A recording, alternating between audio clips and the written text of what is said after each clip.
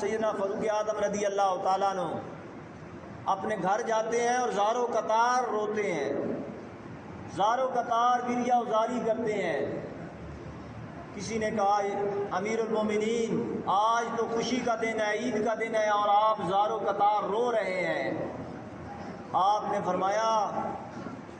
اپنے آنسو پوجتے ہوئے آپ نے فرمایا ھذا یوم العید و ھذا یوم الوعید،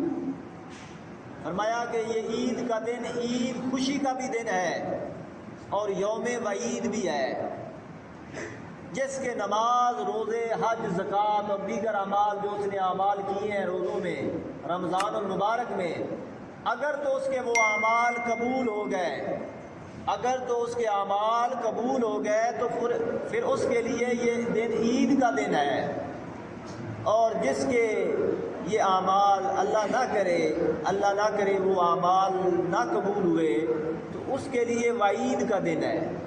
تو میں اس لیے رو رہا ہوں، سیدنا فاروق اعظم فرماتے ہیں کہ میں اس لیے رو رہا ہوں،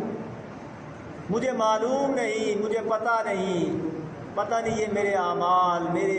میری عبادات، میری طاعت، میری بندگی اللہ کی بارگاہ میں قبول ہوئی ہے یا نہیں ہوئی ہے۔ تو میں اس وجہ سے رو رہا ہوں۔